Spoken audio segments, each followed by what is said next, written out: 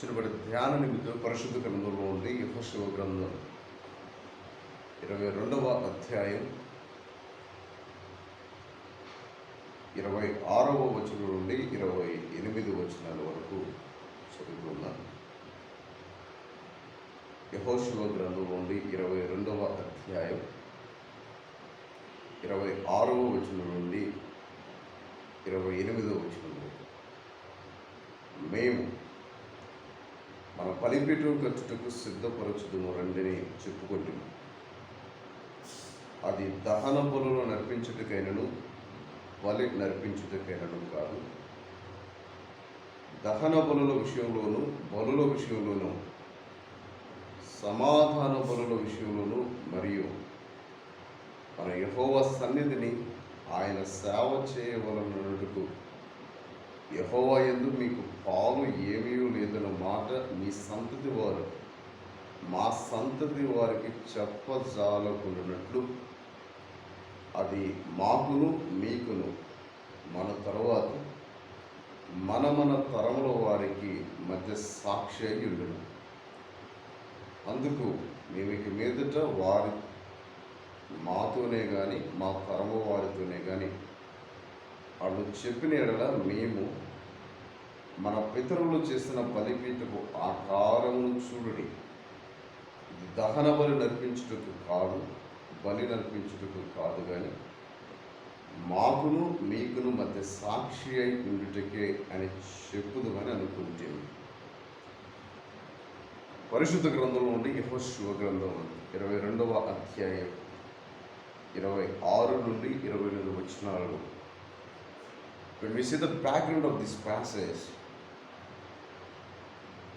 చదవబడిన ఈ లేఖన భాగమును పునరుత్థానం మనం చూసినప్పుడు 22వ అధ్యాయం ప్రారంభ వచనం నుండి రూబేనీయులు గాదీయులు మనస్సే అర్ధగోత్రపు వారు. రూబేనీయులు గాదీయులు మనస్సే అర్ధగోత్రపు వారు. కనాను స్వతంత్రించుకున్నట్టుకు ముందు ఇశ్రాయేలు ప్రజలు 12 గోత్రాల వారు. యోర్దాను ఆవలి భాగంలో ఈ రూబేనీయులు గాదీయులు మనస్సే అర్ధగోత్రపు వారు కనానుని స్వతంత్రించుకున్నట్టుకు ముందు యోర్దానికి ఆవలి భాగం ముందు ప్రాంతమంతా కూడా ఇష్టపూర్వకంగా ఉండినప్పుడు రూబేనీయులు గాదీయులు మనస్సే అర్ధగోత్రపు వారు మోషేతో మాట్లాడి మోషే గారితో ఇక్కడే ఉంటాం, మీతో పాటు కూడా యుద్ధంలో లేదా కనాను స్వతంత్రించుకున్నట్లో సహకరిస్తాం,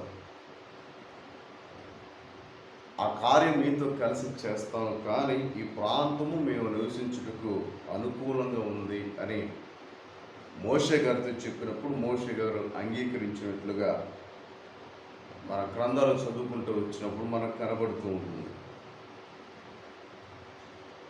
ఈ 22వ అధ్యాయంలో మనం చదువుకున్న లేఖన భాగం 26 నుండి 28 వచ్చిన భాగాల్లో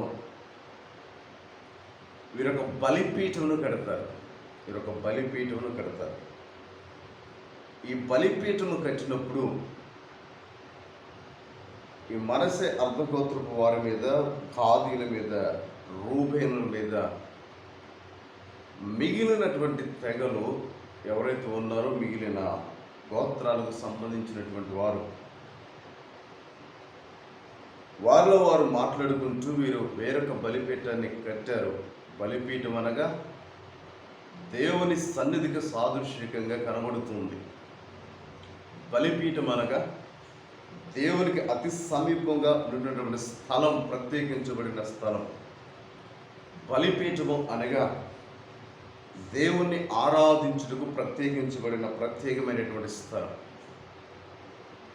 అయితే ఈ బలిపీఠం ఈ 12 గోత్రాలు లేదా 10 గోత్రాలకు సంబంధించి యెరూషలేము ప్రాంతంలో కట్టబడాలి. వారి బలిపీఠం వారికైతే ఉంది ఆ ప్రాంతం ముందు, కానీ దానికి వేరుగా రూబేనీయులు గాదీయులు మనస్సే అర్ధగోత్రపు వారు బలిపీఠమును కట్టినప్పుడు ఆ పరిస్థితిని బట్టి వారికి కొంత అభ్యంతరం కలిగింది. ఎందుకంటే వారందరూ కూడా ఒకే దేవుణ్ణి సేవించుతున్నటువంటి ప్రజలు. వారందరి యొక్క మూలం కూడా ఒక్కటే. అలాంటి ఒకే మూలమును కలిగినటువంటి ప్రజలు, ఒకే దేవుడును సేవించుతున్నటువంటి ప్రజలు, ఒకే దేవుని చేత నడిపించబడుతున్నటువంటి ప్రజలు, ఈ ప్రజలు వారి వారి యొక్క ప్రాంతాలను స్వతంత్రించుకున్న తర్వాత భాగాలుగా, స్వాస్థ్యాలుగా విడిపోయిన తర్వాత కాలం మారుతున్న కొలదిగా, పరిస్థితులు మారుతున్న కొలదిగా కొంత వ్యత్యాసం ఎదురవుతుంది కనుక ఆ వ్యత్యాసమును తొలగించడానికి వారి ప్రాంతానికి, వీరు నివసిస్తున్నటువంటి ప్రాంతానికి, కనాను ప్రాంతానికి వారు వచ్చి దేవుని ఆరాధిస్తూ ఉన్నప్పుడు, దేవుని సేవించుతున్నప్పుడు ఆ క్రమంలో ఈ యొక్క ప్రజల నుండి వ్యతిరేకత కలగకుండానట్లుగా భావించిన ఈ రూబేనీయులు, గాదీలు, మనస్సే అర్థగోత్రపు ప్రజలు, వారు పెద్దలు భావించి, ఒకవేళ మమ్మల్ని ఎక్కడ ఆ యొర్దాను ఈవల ప్రాంతం ముందు మేము ఉన్నాం కనుక మీరందరూ యొర్దాను ఆవలి భాగంలో అనగా కనాను ప్రాంతంలో ఉన్నారు కనుక మేము వచ్చి దేవాదేవుని ఆరాధిస్తున్నప్పుడు మీకు పుట్టినటువంటి సంతతి వారు, మీ యొక్క వంశావళులు రానున్నటువంటి దినాలలో మా యొక్క వంశావళులను, మాకు పుట్టినటువంటి వారిని, జనాంగములను వ్యతిరేకించుకున్నట్లు ఈ బలిపీఠం కట్టామని జ్ఞాపకం చేస్తారు. అందుకే వారు మాట్లాడిన సందర్భంలో మనం చూసినప్పుడు 26 నుంచి 28 వచ్చిన భాగాల్లో ఈ బలిపీఠం ఒకదానికి నమూనా మాత్రమే కానీ దేవాది దేవునికి బలు అర్పించడానికి ఏమాత్రం కాదు.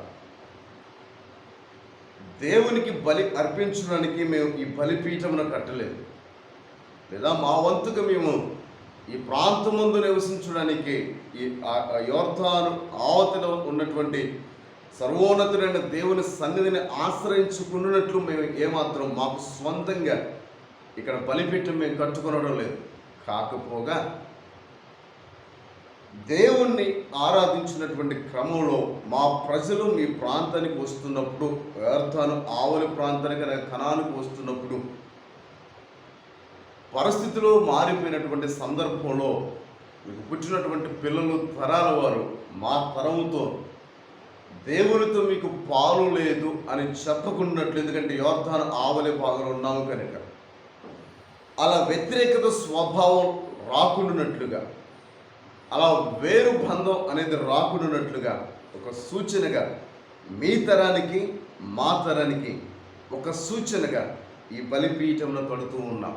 ఏర్పాటు చేసిన సాక్ష్యమని ఈ బలిపీఠం చూసినప్పుడు కనబడుతుంది అన్నట్లుగా, వీరు కట్టినట్లుగా మనం చూస్తూ ఉన్నాం. ఈ భాగంలో ఒక సాక్షార్థమై, తరముల వారికి ఒక సాక్షార్థమై ఒక బలిపీఠం వారు ఏర్పాటు చేశారు. ఆ బలిపీఠమే చెప్పగానే చెబుతుంది, మా తరముల వారి మధ్య యొర్దాను ఆవలి భాగముందు, యొర్దాను ఈవలి భాగముందు ఉన్న వారి మధ్య, అనగా మా తరములు, మా పితరుల మధ్య ఒక సాక్షార్థం, ఒక సాక్ష్యం, ఇదే బలిపీఠం నిర్మించబడిందని తరము వారు గ్రహించినట్లుగా కట్టారు అనుటకు ఇదొక సూచనగా వారు బలిపీఠాన్ని ఏర్పాటు చేసినట్లుగా లేఖన గ్రంథంలో మనం చూస్తూ ఉన్నాం. ఈ లేఖన భాగంలో ఆధ్యాత్మికంగా మనం అన్వయించుకున్నప్పుడు వారు రాబోతున్నటువంటి తరం కొరకు, వారు జీవించుతున్నటువంటి సమయంలో ఒక బలిపీఠాన్ని కట్టారు. రాబోతున్నటువంటి తరం వారి కొరకు వారు జీవించిన కాలంలో ఒక బలిపీఠంలో కట్టారు. సాక్షార్థమైనటువంటి బలిపీఠం. ఈ బలిపీఠం మనకి తెలియజేస్తుంది ఏంటయ్యా అని అంటే, principal always is to serve one God. Like principal వరకు మాట తరచుగా చెబుతూ ఉంటారు, live in legacy and leave a legacy. Do something for this generation and leave something for next generation. ఒక వంశాన్ని స్థిరపరచుటకు ఒక తరం కొరకు నువ్వు కష్టపడు, ఆ కష్టపడిన దానిని తరువాత వచ్చి తరం కొరకు నువ్వు వదిలే. ఈ తరం ముందు వచ్చుతున్నటువంటి తరం కొరకు మనం ఏదో ఒకటి మనం జీవించినప్పుడు చేయాలి. అదే సాక్షార్థంగా బలిపీఠాన్ని కట్టారు. ఈ బలిపీఠం కట్టడం అంటే ఒక సాదృశ్యం. పరిశుద్ధ గ్రంథంలో బలిపీఠాలు అనేక సందర్భాల్లో కట్టబడి ఉన్నాయి. కట్టబడిన ప్రతి యొక్క సందర్భమందు, ప్రతి స్థలమందు ఒక ప్రత్యేకతను సంతరించుకున్నాయి. We should know the importance of the altar. బలిపీఠం యొక్క ప్రాధాన్యత మనకు తెలియాలి. నోవాహు జీవించిన కాలంలో నోవాహు బలిపీఠం కట్టారు. అబ్రహాము గారు జీవించిన కాలంలో అబ్రహాము గారు బలిపీఠాన్ని కట్టారు. ఇస్సాకు గారు జీవించిన కాలంలో ఇస్సాకు గారు బలిపీఠాన్ని కట్టారు. యాకోబు గారు జీవించినటువంటి కాలంలో యాకోబు గారు బలిపీఠాన్ని కట్టారు. ఇలా బలిపీఠాలు కడుచు ఏలియా కాలంలో ఏలియా బలిపీఠాన్ని కట్టారు. ఆ తర్వాత రాజులు కూడా మనం చూస్తే హిజ్కియా రాజు తాను కూడా రాజ్యం పరిపాలన చేసిన ఆరంభించినప్పుడు వారు కూడా బలిపీఠం కట్టినట్లుగా మనం చూస్తూ ఉన్నాం. సొలొమోను మహారాజు గారు రాజ్యాన్ని చేపట్టిన సొలొమోను మహారాజు గారు కూడా బలిపీఠంలో కట్టి బలులు అర్పించినట్లుగా మనం చూస్తూ ఉన్నాం. మన పరిశుద్ధ గ్రంథంలో మొదటి రాజుల గ్రంథం 18వ అధ్యాయం మనం చదువుకుంటూ వచ్చినప్పుడు ఏలియా బలిపీఠము కట్టగా అగ్ని పై నుండి కిందికి దిగి వచ్చింది. అగ్ని పై నుండి ఆకాశము నుండి క్రిందికి దిగి వచ్చింది. బలిపీఠము కట్టి దేవుని గణపరిచినప్పుడు we need fire from above. మన ఆకాశం నుండి అగ్ని ఈ తరములకు అవసరమై ఉన్నది. ఆమేన్. పరిశుద్ధ గ్రంథంలో బలిపీఠం యొక్క ప్రాధాన్యత గురించి మనం చూస్తే దేవుడు ఎందుకు బలిపీఠం కట్టాలని ఆశపడుతున్నాడు. యెహోషువ గ్రంథం 22వ అధ్యాయంలో వారు సాక్షార్థమైనటువంటి బలిపీఠాన్ని కట్టారు. పోగా బలిపీఠం అన్నటువంటిది ఎక్కడ ప్రారంభమైంది, ఎవరి చేత నిర్దేశించబడింది, ఎవరు కోరుకుంటున్నారు అని మనం చూస్తే నిర్గమాకాండ గ్రంథం 20వ అధ్యాయం 24వ వచనం మనం చదువుకుంటూ వచ్చినప్పుడు పరిశుద్ధ గ్రంథంలో ఇక్కడ మంటి బలిపీఠం నా కొరకు చేసి దాని మీద నీ దహన బలులను సమాధాన బలులను నీ గొర్రెలను నీ ఎద్దులను అర్పింపవలెను. నేను నా నామమును జ్ఞాపకార్థముగా నుంచి ప్రతి స్థలములోనూ నీ యొద్దకు వచ్చి నిన్ను ఆశీర్వదించేదను. భాగంలో మనం చూసినప్పుడు నిర్గమాకాండ గ్రంథం 20వ అధ్యాయం 24వ వచనంలో దేవుడు ఒక ప్రత్యేకమైన బలిపీఠంను కోరుతూ ఉన్నారు. వారు కోరినటువంటి విధానం ఏంటంటే మోషేతో జ్ఞాపకం చేస్తూ వచ్చారు. మంటి బలిపీఠము నా కొరకు చేసి దాని మీద నీ దహన బలులను సమాధాన బలులను గొర్రెలను నీ ఎద్దులను అర్పించవలను. నేను నా నామమును జ్ఞాపకార్థముగా నుంచి ప్రతి స్థలములోనూ నీ ఎద్దుకు వచ్చి నిన్ను ఆశీర్వదించదను అని దేవాతి దేవుడు మోషేతో పలికినట్లుగా మనం చూస్తూ ఉన్నాం. పరిశుద్ధ గ్రంథంలో నిర్గమాకాండ గ్రంథం 20వ అధ్యాయం అనగానే ఒక ప్రత్యేకతను సంతరించుకున్నటువంటి అధ్యాయం. ఇశ్రాయేలు ప్రజలు నడవలసినటువంటి విధులు, వారు ఆచరించవలసినటువంటి విధులు, వారు చేయవలసినటువంటి ఆజ్ఞలు, పాటించవలసినటువంటి స్థితి, ఆ ప్రతిష్ఠితమైనటువంటి జీవితం, మోరల్ థింగ్స్, ఈ 10 ఆజ్ఞలు వారికి అనుగ్రహించబడిన తర్వాత వెనువెంటనే దేవాత్ముడు మోషే గారితో జ్ఞాపకం చేస్తూ ఉన్నాడు. ఆ మాటలు మనం చూసినప్పుడు వెనువెంటనే ఆజ్ఞలు వారు పొందుకున్నటువంటి వెనువెంటనే, వారు పాటించవలసినటువంటి విధులను వారు పొందుకున్న వెనువెంటనే దేవుడు మోషే గారితో జ్ఞాపకం చేస్తున్నారు. 24వ వచనం మంటి బలిపీఠము నా కొరకు చేసి అని జ్ఞాపకం చేస్తున్నాడు. ఎందుకు దేవుడు మంటి బలిపీఠమును కోరుకుంటూ ఉన్నాడు? పరిశుద్ధ గ్రంథం మనం చూసినప్పుడు బలిపీఠాలు అనేక రకాలుగా కట్టబడుతూ ఉన్నాయి. యెహోషువ గ్రంథంలో మనం చూసిన రీతిగా రాళ్ల చేత కట్టబడిన బలిపీఠం, ఏలియా కాలంలో కట్టెల చేత కట్టబడినటువంటి బలిపీఠం, ఇంకా విలువైన వాటి చేత కట్టబడినటువంటి బలిపీఠం, కట్టెల చేత కట్టబడినటువంటి బలిపీఠం, అదే రీతిగా ఈ 20వ అధ్యాయ నిర్గమకాండ 24వ వచనంలో మట్టి చేత కట్టబడినటువంటి బలిపీఠం. ఎందుకు దేవాతి దేవుడు మట్టి బలిపీఠంలో కట్టాలని తెలియజేశాడు? వెనువెంటనే ఆజ్ఞలు పొందుకున్నటువంటి వెనువెంటనే ఈ మట్టి బలిపీఠము కట్టిన తర్వాత there are 3 special blessings for Israel people when they built altar of the clay. మట్టి బలిపీఠము కట్టిన తర్వాత 3 ప్రాముఖ్యమైనటువంటి ఆశీర్వాదములు వారికి వస్తాయని దేవుడు జ్ఞాపకం చేశారు. నిర్గమాకాండ గ్రంథం 20వ అధ్యాయం 24వ వచనంలో ఆ 3 ప్రత్యేకమైనటువంటి ఆశీర్వాదాలు ఏంటంటే, I shall manifest my name, నా యొక్క నామమును నేను ప్రత్యక్షపరుస్తాను. రెండోదిగా మనం చూసినట్లయితే I shall come to you, నేను నీ యొద్దకు వస్తాను. మూడవదిగా మనం చూస్తే ఐ షల్ బ్లెస్ యూ, నేను వచ్చి నిన్ను ఆశీర్వదిస్తాను. నా నామమును ప్రత్యక్షపరుస్తాను, నేను వస్తాను, రావడం మాత్రమే కాదు నిన్ను ఆశీర్వదిస్తాను. ఈ 3 ప్రత్యేకమైనటువంటి ఆశీర్వాదములు మట్టి బలిపీఠం అనగా మట్టి బలిపీఠం కట్టినటువంటి వారి జీవితంలో, అనగా ఆ బలిపీఠమును కట్టి దహన బలులు, అదే రీతిగా సమాధానార్థమైనటువంటి బలులు అర్పించినప్పుడు ఈ 3 ప్రత్యేకమైన ఆశీర్వాదాలు వారు పొందుకుంటారని దేవుడు జ్ఞాపకం చేశాడు. 3 ప్రత్యేకమైన ఆశీర్వాదాలు. నా నామమును నేను ప్రత్యక్షపరుస్తాను. మనలో చాలామంది దేవుని యొక్క ప్రత్యక్షత అవసరమైనది. నా నామమును ప్రత్యక్షపరుస్తాను అనగా ఆయన యెహోవా రఫాగా, యెహోవా షాలేముగా, సిద్ధేనుగా, షమ్మాగా, ఈయన నామం యొక్క ప్రత్యక్షతను, సమాధానకర్తగా తన యొక్క నామ ప్రత్యక్షత మన జీవితంలో అనుగ్రహించబడుతూ ఉంటుంది.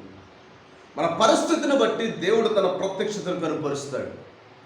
ఇఫ్ యు నీడ్ హీలింగ్, మన జీవితంలో స్వస్థత అవసరమైతే ఆ ప్రత్యక్షత, దేవుడు యెహోవా రఫాగా, స్వస్థపరచు దేవుడిగా, the lord one who heels us, ఆ స్వస్థపరచు దేవుడిగా తన ప్రత్యక్షతను మనకు కనుపరుస్తాడు.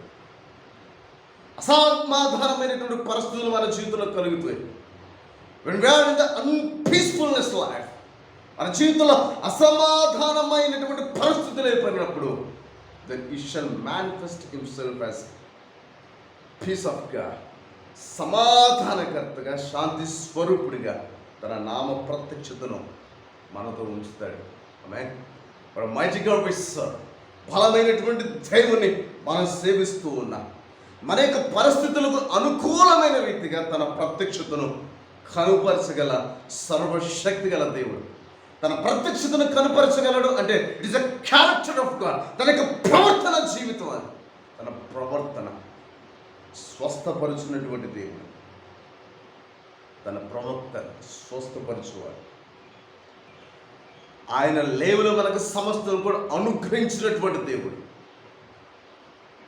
మనకు తోడుగా ఉండి నడిపించినటువంటి దేవుడు.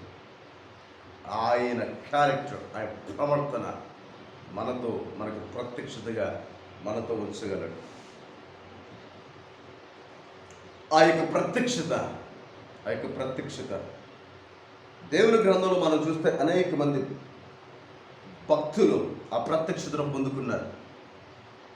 ఆ ప్రత్యక్షతను పొందుకున్నటువంటి వారి జీవితంలో దేవుడు తన ప్రత్యక్షతను లేదా తనంతట తానుగా అబ్రహాము గారికి ప్రత్యక్షపరుచుకున్నాడు. తనంతట తనగా యాకోబుకి తన ప్రత్యక్షతను కనపరిచాడు. వారికి మాత్రమే కాదు, వారికి ప్రత్యక్షత పరుచుకునే ఎల్ షడాయిగా, సర్వశక్తిమంతుడైన దేవునిగా తన ప్రత్యక్షతను కనుపరిచి వారి మధ్య అసాధారణమైనటువంటి కార్యాలు చేసినట్లుగా దేవుని గ్రంథం రూఢిగా మాట్లాడుతుంది. మన దేవుడు నిన్న నేడు నిరంతరం ఏకరీతిగా నిలిచినటువంటి దేవుడు. వాడు అబ్రహాముకి దేవుడిగా నిలిచినటువంటి దేవుడే, యాకోబునకు దేవుడిగా నిలిచినటువంటి దేవుడే, మనకు కూడా దేవుడిగా నిలిచి ఉన్నాడు. మన ప్రతికూల పరిస్థితుల్లో ఆయన మీద ఆనుకొనగలిగితే ఆయన ప్రత్యక్షతను తగు రీతిగా మనకు కనుపరుస్తాడు. హీ మేనిఫెస్ట్ హిస్ నేమ్, ఆయన ప్రత్యక్షతను మనకు కనుపరుస్తాడు. రెండోదిగా మనం చూసినప్పుడు మంచి బలిపీఠం కట్టగా, రెండవ ఆశీర్వాదం షల్ కమ్ టు us. ఆయన మన యొద్దకు వస్తాడు, మన యొద్దకు వస్తాడు. మన యొద్దకు వస్తాడు అనున్నది దేని సూచనగా ఉంది అని అంటే, రివీల్స్ హిస్ ప్రెజెన్స్, ఆయన యొక్క సన్నిధిని సూచనగా తెలియజేస్తూ ఉంది. దేవుడు అంటాడు, నా సన్నిధి మీకు తోడుగా వచ్చును. Amen. My presence shall go with you. నా సన్నిధి మీకు తోడుగా వచ్చును. ఆయన యొక్క సన్నిధే మనకు తోడుగా ఉంటే, ఆ సర్వాధికారి అయినటువంటి దేవుడే మనకు తోడుగా ఉంటే, ఆ దేవాది దేవుడే మనతో వస్తే, then he shall come with all his power. ఆయన సర్వం కలిగిన శక్తి చేత మన యొద్దకు వస్తాడు. ఆమేన్. ఎందుకనగా ఆయన సర్వశక్తి కలిగినటువంటి దేవుడు. ఆమేన్. ఆయన శక్తితో మన యొద్దకు వస్తాడు. దేవుని గ్రంథంలో మనం చూసినప్పుడు, దేవుడు వచ్చినప్పుడు అనేక అద్భుత కార్యాలు జరిగాయి. దేవుని యొక్క సన్నిధి లేదా దేవుని యొక్క ప్రసన్నత, దేవుని యొక్క సన్నిధి వచ్చినప్పుడు, దేవుడు తనంతడు తానుగా వెళ్ళినప్పుడు లేదా వచ్చినప్పుడు అనేక అద్భుత కార్యాలు జరిగాయి. యోహాను సువార్త మనం చదువుకుంటూ వచ్చినప్పుడు కానా పెళ్లి విందు సందర్భం, ఆ కానా పెళ్లి విందులో ద్రాక్ష రసం అయిపోగా యేసయ్య ఆ పెళ్లి విందుకు హాజరయ్యాడు. ఆ పెళ్లి విందుకు హాజరవగా, అనగా తన యొక్క సన్నిధి ఆ ప్రాంతమందు నిలువగా, మధురమైనటువంటి ద్రాక్ష రసం వారికి అనుగ్రహించబడింది. ఆమేన్. వారు సంతోషంతో నింపబడ్డారు. 4 రోజులు గడిచిపోయాయి. Lazarus death. లాజరు మరణించిన 4 రోజుల తర్వాత యేసయ్య ఆ ప్రాంతానికి వచ్చాడు. సమాధి దగ్గరికి రాగా, సమాధిలో ఉంచబడినటువంటి ప్రేత వస్త్రంతో చుట్టుబడిన లాజరు జీవంతో బయటకు వచ్చాడు. What a God we serve. ఇంత ఘనమైనటువంటి దేవుణ్ణి మనం సేవిస్తూ ఉన్నాం. ఆయన సన్నిధి రాగా ఆశ్చర్యం. ఆయన సన్నిధి మనకు తోడుగా ఉంటే అద్భుతం. ఆయన సన్నిధి మనకు తోడుగా ఉంటే లేమి తొలగించబడుతుంది. సర్వాధికారి దేవుడు. when it comes to us, it comes with all of his power. ఆయన మన యుద్ధకు వచ్చినప్పుడు ఆయన కలిగిన సమస్తంతో మన యుద్ధకు వస్తాడు. మూడవదిగా మనం చూసినప్పుడు అసలు ప్లస్ రావడం మాత్రమే కాదు, వచ్చి మనం ఆశీర్వదిస్తాడు. ఆమేన్. ఈ ఆశీర్వాదం ఒక ప్రత్యేకమైనటువంటి ఆశీర్వాదం. ఈ లోకంలో మనం చూసినప్పుడు చాలామంది ప్రజలు నివసిస్తూ ఉన్నారు. ధనవంతులు, పరువు, ప్రతిష్ట, ప్రఖ్యాతిగాంచినటువంటి ప్రజలు ఎంతోమంది లోకంలో మనం చూస్తున్నా జీవించడం. దేవుని యొక్క గ్రంథం మనం చూసినప్పుడు దేవుడు ఆశీర్వాదం పొందుకోవాలని ప్రాముఖ్యమైనటువంటి వ్యక్తులు పరిశుద్ధ గ్రంథంలో మనం చూడవచ్చు. యాకోబు ప్రార్థన చేస్తాడు రాత్రంతా ఎబ్బెక్రేవు దగ్గర, తండ్రి దేవుడు నన్ను ఆశీర్వదించు. ఎబ్బేసు ప్రార్థన చేస్తాడు, దేవా enlarge my territories, bless me. నా యొక్క సరిహద్దులను విశాలపరచు, నన్ను ఆశీర్వదించు. ఎబ్బేసు ప్రార్థించిన రీతిగా దేవుడు తన ప్రార్థన ఆలకించి ఎబ్బేసును దీవించాడు, ఆశీర్వదించాడు. తన కలిగిన సమస్తాన్ని హెచ్చుగా ఉంచాడు, అందరికంటే ఉన్నతమైన స్థాయిలో ఉంచాడు. యాకోబు ప్రార్థన చేస్తున్నాడు. యాకోబు గారు, తండ్రి నీవు ఆశీర్వదించితే తప్ప నిన్ను వదలను. ఆమేన్. దేవుని గ్రంథంలో మనం చూసినప్పుడు ఎందుకో యాకోబు అలాంటి మాట పలకవలసి వచ్చింది. దేవా నీవు నన్ను ఆశీర్వదించితే తప్ప నేను నిన్ను వదలను. మాట ఎందుకు జ్ఞాపకం చేస్తుంటాడు. అసలు ఆశీర్వాదం అంటే ఏమిటి? మన యొక్క ఆలోచన ప్రకారంగా ధనం ఉంటేనే ఆశీర్వాదం కాదు, డబ్బు ఉంటేనే ఆశీర్వాదం కాదు, పేరు ప్రఖ్యాతలు కలిగితేనో ఆశీర్వాదం కాదు. ఇన్ఫ్యాక్ట్ ఇవన్నీ కూడా యాకోబు గారి జీవితంలో మనం చూడవచ్చు. ఇవన్నీ కూడా యాకోబు గారు నిశ్చయంగా కలిగి ఉన్నాడు. తనకు కలిగిన సమస్తం కూడా విస్తారమైనటువంటి ఆశీర్వాదం, విస్తారమైనటువంటి ఆశీర్వాదం తన జీవితంలో కలిగి ఉన్నాడు.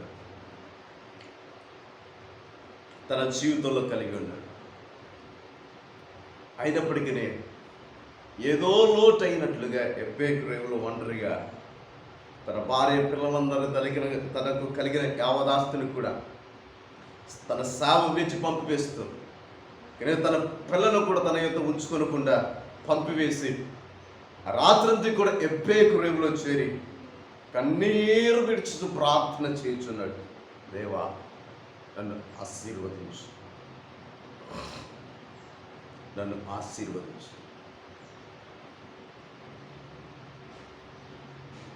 ప్రార్థించిన ఆ ప్రార్థనకు ఆశీర్వాదం అనగా అర్థం ఏమిటి?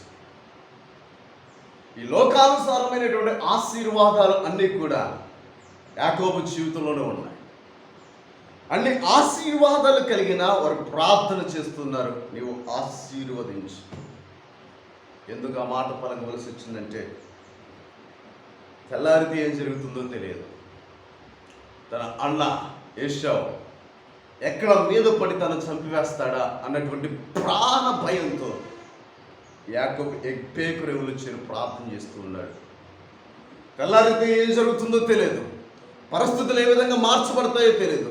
తనకు యావదాస్తు కూడా తను రక్షించలేదు, తన యొక్క బలగం కూడా తను రక్షించలేదు, తన బంధువర్గం కూడా తనకు రక్షించలేదు, తనకు సేన సమూహం కూడా తను ఏమాత్రం కూడా రక్షించలేదు. ఎందుకంటే తనకు అన్నగారు ఎదుర్కొని వస్తే తను మోసం చేశాడు, వెళ్ళిపోయాడు కనుక. ఒకవేళ మోసం చేసినటువంటి విధులను బట్టి ఎక్కడ పగ పెట్టుకుని అన్న ప్రతీకారం తీర్చుకుంటానేమోనని ప్రాణభయం వెంటాడుతుంది యాకోబు గారు. అందుకనే ప్రార్థన చేస్తూ ఉన్నాడు ప్రాణభయం. అనగా మన జీవముతో కలిగి ఉండడం, జీవించి ఉండడమే ఆశీర్వాదం. మెయిన్ జీవంతో కలిగి ఉండడమే, జీవంతో ఉండడమే ఆశీర్వాదం. ఈరోజు రేపు ఉండడమే ఆశీర్వాదం. మన డబ్బు ధనమో ఆశీర్వాదం. ఇన్ఫాక్ట్ అవి రకంగా దోహదపడవచ్చేమో, కానీ ఈరోజు మనం జీవంగా జీవిస్తున్నామంటే అది దేవుడిచ్చినటువంటి ఆశీర్వాదం అని జ్ఞాపకం చేసుకోవాలి. 3 ప్రత్యేకమైనటువంటి ఆశీర్వాదాలు మన పరిశుద్ధ గ్రంథంలో మనం చూసినప్పుడు, నిర్గమాకాండ గ్రంథం 20-24 వచ్చిన ప్రకారంగా ఈ 3 ఆశీర్వాదాలు మనకు కలుగుతూ ఉంటాయి. అయితే ఎందుకు దేవుడు మట్టి బలిపీఠమును కోరుకున్నాడు? మట్టి బలిపీఠము ఏర్పాటు చేశాక దాని మీద సమాధానార్థమైనటువంటి బలులు, దహన బలులు అర్పించినప్పుడు దేవుడు ఈ 3 ప్రత్యేకమైన ఆశీర్వాదాల చేత దర్శిస్తానని జ్ఞాపకం చేశారు. ఈ బలిపీఠం కట్టి దహన బలులు, సమాధానార్థమైనటువంటి బలులు అర్పించినప్పుడు ఈ 3 ఆశీర్వాదాలు వెనువెంట వస్తూ ఉంటాయి. ఇంతకీ ఆ మట్టి బలిపీఠం అనే ప్రభు ఎందుకు కోరుకున్నాడు? బలిపీఠాలు ఎన్నో రకాలు ఉన్నాయి. కట్టెల చేత నిర్మించబడినటువంటి బలిపీఠం, రాళ్ళ చేత నిర్మించబడినటువంటి బలిపీఠం. వీటికి బదులుగా బలిపీఠం మట్టి చేత కట్టాలని ఎందుకు ప్రభు కోరుకున్నాడు? దేవుడు ఎందుకు వారిని రీతిగా కట్టాలని సూచించారు? మరొక పర్యాయం ధ్యానం చేసుకుందాం. తలలు వంచండి, ప్రార్థన చేసుకుందాం. గరుడా, గొప్ప దేవ, మహిమోన్నతుడా, స్తోత్రాలు. కాలమంది కృపలో భద్రపరిచింది. దినముందు నీ లేఖన భావంలో నుండి ప్రభావ మీరు మాతో మాట్లాడిన విధానం బట్టి నీకు స్తోత్రం. ఒక తరం వారు మరొక తరానికి ఏదో ఒకటి వదలాలి. అది నిన్ను గూర్చినటువంటి విషయమైనా మరి ఏదైనా ఆధ్యాత్మిక జీవితంలో నిలిచి ఉన్నాం కనుక నిన్ను గూర్చినటువంటి సాక్షార్థమైన బిడ్డలుగా మేము నీ కొరకు ప్రయాసపడి ఆ ప్రయాసను ప్రభా నెక్స్ట్ తదుపరి తరానికి వదులువారుగా మమ్మల్ని ఉంచండి. ఆ లేఖన భావంలోనే బలిపీఠం యొక్క ప్రాధాన్యతను మీరు మాకు వివరిస్తూ, బలిపీఠాలు ఎన్నో ఉన్నా మట్టి బలిపీఠం మీరు ప్రత్యేకంగా కోరుకున్నారు. మట్టి బలిపీఠం కట్టినప్పుడు 3 విధాలుగా మీరు ఆశీర్వదిస్తారని పలికిన ప్రతి మాట కొరకే, నీ నామ ప్రత్యక్షత కొరకే, నీ సన్నిధి కొరకే, నీవు వచ్చి మమ్మల్ని ఆశీర్వదిస్తున్న విధము కొరకే నీ కృతజ్ఞతలు తెలియజేస్తూ ఉన్నా. ఇంతవరకు ప్రభా నీ నామ ప్రత్యక్షత వెలువడితే మా జీవితంలో ఏం జరుగుతుంది? నీ సన్నిధి మాకు తోడుగా ఉంటే ఏమి జరుగుతుంది? అసలు మేము జీవించి ఉండడమే నీవు ఆశీర్వాదమని గ్రహింపులోనికి మమ్మల్ని నడిపించినందుకే స్తోత్ర. మర్మయుతమైనటువంటి మట్టి బలిపీఠం యొక్క విశిష్టతను మరుసటి దినమందు మేము ధ్యానించుకున్నట్టు కృప చూపండి. నీ ఆత్మచేత నన్ను వినుచున్న ప్రతి ఒక్కరు కూడా మీరే నింపి నీ వాక్కు ప్రకారంగా జీవించే కృప మా అందరి జీవితాల్లో అనుగ్రహించవలసిందిగా నజరేయుడైన యేసుక్రీస్తు వారి నామములో ప్రార్థన అడిగి పొందుకుని నాము తండ్రి. ఆమేన్.